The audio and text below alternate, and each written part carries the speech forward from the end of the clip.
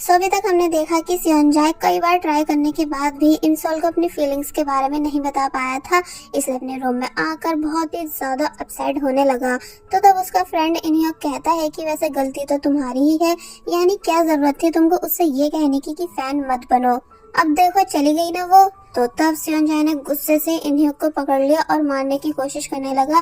तो तब इनह्योक समझाता है कि देखो तुम्हें उम्मीद नहीं हारनी चाहिए बल्कि ट्राई करते रहना चाहिए, बिकॉज उसने तुम्हें अभी डंप या फिर रिजेक्ट थोड़ी किया है। तो फाइनली सियोनजाए खुश हुआ कि हाँ बात सही तो है, इसलिए तभी लेट कर इंसोल की सभी प्यारी प्यारी बातें याद करने लगा। अब नेक्स्ट डे हम देखते हैं कि सियोनजाए स्विमिंग प्रैक्टिस कर रहा है और फिर जब जैसे आज एक और रिकॉर्ड बनाने ही वाला था कि तभी उसके शोल्डर में बहुत तेज दर्द हुआ, जिस वजह से वो जोर जोर से चिल्लाने लगा, यानी कि जो चीज इंसोल रोकना चाह रही थी वो हो चुकी है। थोड़ी देर बाद हमें इंसोल दिखाई गई जिसने सब जगह सियोनजाए को देखा लेकिन वो उसे कहीं भी नहीं मिल रहा था। कि तभी टाइसन भी यहाँ आ गया एंड पूछता है कि ग्रैनी तुम फिर से लड़के ताड़ने आ गई हो, क्या ये तुम्हारी हॉबी है? तो वो बोले कि तुम चुप हो जाओ और मुझे परेशान मत करो। बट टाइसन चुप होता ही नहीं बल्कि कहने लगा कि लेकिन तुम्हारा लव तो मैं हूँ और यहाँ खड़ा हूँ। तो ये सुन इंसोल टाइसन की मिसअंडरस्टैंडिंग क्लियर करने की कोशिश करने लगी कि देखो माना पहले मैं तुम्हें लाइक करती थी जिस वजह से मैंने तुमको प्रपोज भी किया था, मगर अब ऐसा बिल्कुल नहीं है, इसलिए तुम मेरे प्रपोजल को कैंसिल कर दो और समझो कि ऐसा कुछ हुआ ही नहीं था। तो तब टाइसन कहता है कि वैसे ये बात सच तो है कि तुम मेरे टाइप की लड़की नहीं हो। तो ये सुन इंसोल खुश होने लगी कि हाँ यही तो मैं तुम्हें समझाना चाह रही हूँ, इसलिए अब तो मेरा पीछा करना छोड़ दो। लेकिन वो कहता है कि मैं तुम्हारी बातें मानने वाला नहीं हूँ क्योंकि अब मुझे तुम इंटरेस्टिंग लगने लगी हो। तो ये सुन इंसोल को गुस्सा आ ही रहा था कि तभी टाइसन को उसके बुली गर्ल का मैसेज आया कि तुम कहाँ हो। तो तब टाइसंग इंसोल से एक एडवाइस मांगता है कि वैसे अगर किसी से पीछे छुड़वाना हो तो तब क्या किया जाए। तो तब इंसोल बोली कि सिंपल है, बस ऐसे करो। और फिर तभी टाइसंग को इग्नोर कर यहाँ से चली गई क्योंकि उसको भी खुद टाइसंग से पीछा छुड़वाना था।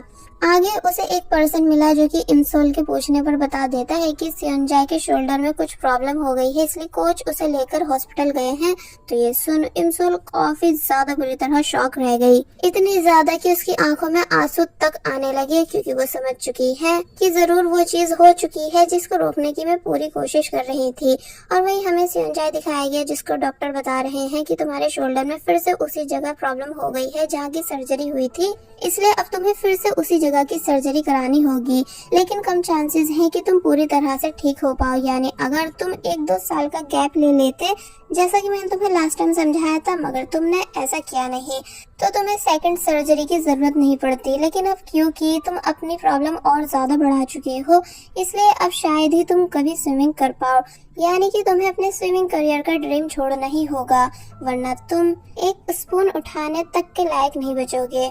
तो ये सुन सियोनजाए के होश उड़ गए, साथ ही कोच भी शॉक में थे। और फिर अब हमें सियोनजाए को अकेले बैठे हुए दिखाया गया, यानी कि वो काफी बड़े सदमे में है कि अब वो कभी अपने ड्रीम को पूरा नहीं कर पाएगा, यानी कि अब कभी इंटरनेशनल स्विमर नहीं बन पाएगा।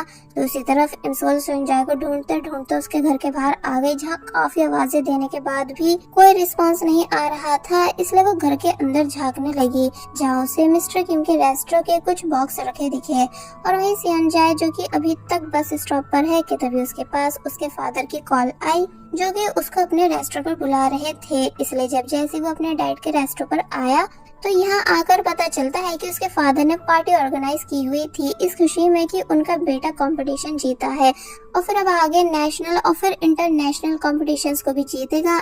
इसलिए सभी लोग सियोनजाए को कांग्रेट्स करने लगे, साथ ही सभी लोग उसके लिए खुश थे। हमें यहाँ सियोनजाए और उसके फादर की कुछ फोटोज भी दिखाई गई कि सियोनजाए स्टार्टिंग से कितने सारे मेडल्स जीतता आया है, इसलिए फादर खुश हैं कि वो आगे भी ऐसा ही करता जाएगा। अब ये दोनों बैठे हुए हैं जहाँ फादर बताते हैं कि तुम्हारे लिए एक प्रेजेंट भी है, यानी कि मैंने तुम्हारे ऑस्ट्रेलिया का टिकट बुक करा दिया है जहाँ जाकर तुम और अच्छी ट्रेनिंग ले पाओगे उन कोच के साथ जो कि नेशनल स्विमर्स को ट्रेन करते हैं। तो ये सुन सियोनजाए कहते भी है कि आपको ये सब करने की जरूरत नहीं थी। तो तब वो बोले कि तुम पैसों की चिंता मत करो, वो सब मैं देख लूंगा। एंड क्या तुम्हें पता है कि मैंने तुम्हारे लिए वीआईपी टिकट्स बुक किए हैं? तुम बस मन लगाकर ट्रेनिंग करना और लेसन लेना। तो तब सेओनजाए पहले तो आराम से बोला कि आपको ये नहीं करना चाहिए था, मगर फिर जोर से चिल्लाकर कहने लगा कि आपको क्या जरूरत थी मुझसे बिना पूछे ये सब करने की, एंड जब मैं कैंसिल करने के लिए कह रहा हूँ तो आप मान क्यों नहीं रहे हो, यानी कि मैं हमेशा के लिए स्विमिंग छोड़ रहा हूँ, इसलिए आपको ये सब करने की जरूरत नहीं। तो तब डैड काफी बुरी तरह शॉक रह गए, साथ ही पीछे बैठे सभी लोगों ने भी इनकी ये बातें सुन ली थी। बाहर दिखाया जाता है कि इंसोल भी मिस्टर किम के रेस्टोरेंट को ढूंढते हुए आ चुकी है कि तभी यहाँ मिस्टर किम और सेओनजाए ये दोनों भी आ गए, इसलिए वो थोड़ा साइड में होकर छुप गई। मिस्टर किम परेशान है कि आखिर सेओनजाए स्विमिंग क्यों छोड़ना चाह रहा है, इसलिए वो उससे बहुत ही सारे क्वेश्चंस करने लगे। एक्चुअली सेओनजाए ने अभी अपने डैड को रियल रीजन नहीं बताया है कि उसकी फिर से सर्जरी होने वाली है। तो वहीं सेओनजाए झूठे रीजंस देने लगा कि अब बस मैं तंग आ चुका हूँ इतना ज्यादा हार्ड वर्क करके, इसलिए मुझे और ज्यादा इन चीजों में नहीं रहना है बल्कि रेस्ट करना है। तो तब फादर बोले कि इतना आगे आने के बाद इस चीज को छोड़ देना तुम्हारी सबसे बड़ी बेवकूफी होगी। तो तब सेओनजाए जब जैसे बोला कि मैं कुछ और बन जाऊंगा वरना आपके इस रेस्टोरेंट को संभाल लूंगा, तो ये सुन वो उसको डायरेक्ट थप्पड़ मार देते हैं, ये बोलते हुए कि क्या यही सब कराने के लिए मैंने और तुम्हारी मॉम ने तुमसे इतनी सारी उम्मीदें रखी थी, इसलिए अब आ मत जाना घर पर वापस। और फिर तभी गुस्से में यहाँ से चले गए। सेओनजाए भी काफी ज्यादा दुखी था और फिर जब जैसे यहाँ से जाने लगा तो तब उसे इंसोल दिख गई, लेकिन वो उससे कोई बात नहीं करता बल्कि यहाँ से चला गया। जिसके बाद अब नेक्स्ट सीन में हम देखते हैं कि इंसोल अपने रूम में है एंड कैलेंडर पर उस डेट को मार्क करना चाह रही है जिस दिन उसका एक्सीडेंट हुआ था एंड लेग्स पैरालाइज हो गए थे, लेकिन कई बार कोशिश करने के बाद भी वो उस डेट पर एक्सीडेंट डे नहीं लिख पाई, यानी उसने कई बार ट्राई किया पर सब कुछ खुद ब खुद इरेज हो रहा था। इसलिए बोली कि जब मैं खुद का पास्ट चेंज नहीं कर सकती हूँ तो फिर मैंने कैसे सोच लिया कि मैं सेओनजाए के पास्ट को चेंज कर पाऊंगी, इसलिए तभी वहाँ लेटकर बुरी तरह रोने लगी। और वहीं दूसरी तरफ सेओनजाए अपने लॉकर के पास आया जहां वो देखता है कि कैसे उसके सभी शेड्यूल लगे हुए हैं और फिर तभी याद करने लगा कि जब मेरी सर्जरी हुई थी तो तब उसके बाद मैंने कैसे हिम्मत नहीं हारी थी, यानी कि अपने हाथ को ठीक करने की पूरी कोशिश की थी, मगर एट लास्ट ये सब कुछ वेस्ट गया। इसलिए तभी वो उन सभी शेड्यूल्स को उतार के फेंक देता है क्योंकि अब ये सभी चीजें उसके किसी काम की नहीं। और फिर तभी वहीं बैठकर काफी ज्यादा बुरी तरह रोने लगा क्योंकि अब उसे ना चाहते हुए भी अपने ड्रीम पर से गिव अप करना पड़ रहा है। जिसके बाद हम नेक्स्ट डे हम देखते हैं कि जब मिस्टर किम को भी अपने बेटे की पूरी कंडीशन के बारे में पता चला, यानी कि सेकंड सर्जरी वाली बात, तो तब वो वहीं बैठकर काफी बुरी तरह रोने लगे। तो वही इंसोल बॉयज बिल्डिंग के बाहर सेओनजाए के आने का वेट करने लग जाती है कि तभी उसको इनह्युक मिला जो कि बोला कि अम्ब्रेला गर्ल। तो तब उसे देख इंसोल पहचान गई कि ये तो सेओनजाए के ही ग्रुप का मेंबर है, जिसकी वजह से सेओनजाए को हेट मिलता था, यानी कि इसकी फैंस सेओनजाए को उल्टा सीधा बकती थी, कमेंट्स में ट्रोल करती थी, साथ ही फेक रूमर्स भी फैलाती थी, जिस वजह से सेओनजाए डिप्रेशन में गया। इसलिए वो इनह्युक को पकड़कर बुरी तरह लड़ने लग जाती है कि आखिर तुम अपने दोस्त के साथ ऐसा कैसे कर सकते हो, मगर ये सब सिर्फ इंसोल की एक इमेजिनेशन होती है। एंड अब उसने सेओनजाए के बारे में इनह्युक से पूछा कि सेओनजाए कहाँ है और किसी भी कॉल का आंसर क्यों नहीं दे रहा है, यानी क्या वो ठीक है। तो तब इनह्युक बता ही रहा होता है कि सेओनजाए की कैसी कंडीशन है कि तभी एक बॉल उड़ती हुई आई एंड डायरेक्ट इंसोल के लग गई, जिस वजह से उसकी नोज से खून आने लगा। इनह्युक परेशान होकर पूछता भी है कि क्या तुम ठीक हो, यानी कि जिंदा तो हो ना।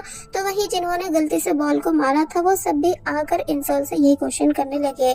तो तब इंसोल इस सीन को दोबारा से याद करती है, जिससे उसे याद आया कि पहले भी ये सीन मेरे साथ हो चुका है जब मैं अपनी बेस्ट फ्रेंड हिंजी के साथ थी, यानी जब भी ये सब बॉयज मेरे पास आए थे। कि तभी उसको याद आया कि और फिर जब उस दिन मैं अपने घर गई थी तो तब पता चला था कि हमारे घर पर आग लग गई थी, जिस वजह से मॉम का हाथ जल गया था।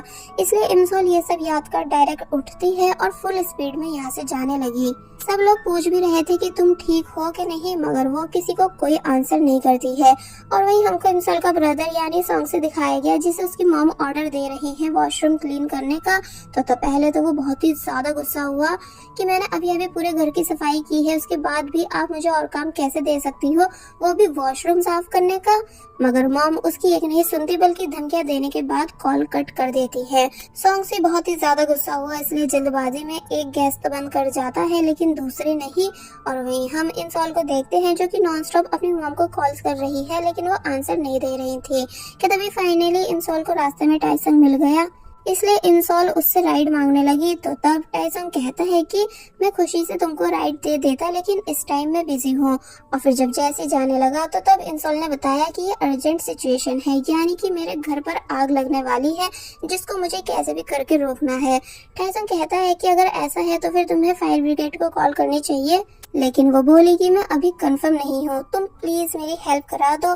तो तब इंसॉल के इतने ज्यादा फोर्स करने पर एंड उसे परेशान देखकर फाइनली टाइसन मान गया। एंड देन ये दोनों साथ में यहाँ से चले गए, जिनको सब जाते हुए देख रहे थे, स्पेशली बुली गर्ल्स भी, इसलिए वो काफी ज्यादा जेलस हुई।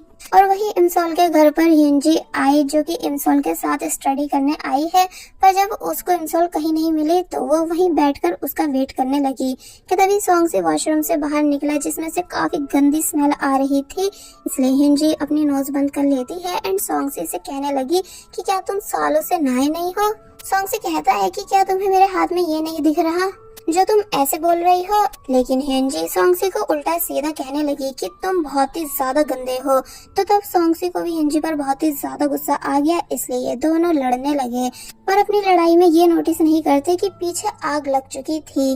फाइनली इंसॉल भी टाइसन के साथ यहाँ आ जाती है और फिर जब जैसे इन दोनों ने देखा कि आग लग चुकी है इसलिए ये दोनों शॉक रह गए। और वहीं हिंजी एंड सॉन्गसी दोनों अभी तक लड़ रहे थे। हिंजी कहती है कि मुझे सख्त नफरत है उन लोगों से जो कि गंदे, स्मेली, लेजी, भुड़क्कड़, बचकाने एंड वाहियात ड्रीम्स रखने वाले होते हैं, इसलिए मुझे तुम बिल्कुल पसंद नहीं क्योंकि ये सब चीजें तुम में है। तो तब सॉन्गसी को और ज्यादा गुस्सा आ गया कि तुम ऐसा कैसे कह सकती हो, यानी तुम मेरी 1 क्लास एक्टिंग पर कैसे आई जो कि मेरा सबसे बड़ा ड्रीम है। कि तभी हिंजी बोली कि वैसे ये जलने की स्मेल कहाँ से आ रही है। तो तब सॉन्गसी कहने लगा कि मेरे दिल से जो कि जल रहा है, जिसे हिंजी ने जब जैसे स्मेल किया तो वो वहीं पर बेहोश हो गई। साथ ही फाइनली सॉन्गसी ने भी आग को नोटिस कर लिया था, इसलिए वो जोर जोर से चिल्लाया और हिंजी को उठाकर अपने साथ लेकर जाने लगा। इंसॉल एंड टाइसन ये दोनों भी यहाँ आ गए, इसलिए दोनों ने मिलकर कोशिश की आग बुझाने की, पर बुझा नहीं पा रहे होते हैं, जिस वजह से इंसॉल को कुछ समझ नहीं आया कि अब क्या किया जाए। इसलिए टाइसन इंसॉल को दूर करता है कि पहले तुम पीछे हो जाओ क्योंकि कहीं तुम्हें कुछ ना हो जाए, और फिर एक्सटिंग्विशर लाकर फाइनली पूरी आग को बुझा देता है। और वही सॉन्गसी जो कि हिंजी को अपने साथ रूफटॉप पर ला चुका था, तो यहाँ उसने बहुत कोशिश की हिंजी को उठाने की, लेकिन जब वो उठी नहीं तो तब वो सीपीआर देने की कोशिश करने लगा। यानी जब जैसे ही हिंजी को किस करने ही वाला था कि तभी हिंजी जागती है एंड उसने इतनी जोर से सॉन्गसी को पंच मारा कि बेचारे का एक दांत तक टूट गया, इसलिए वो काफी जोर जोर से चिल्लाने लगा।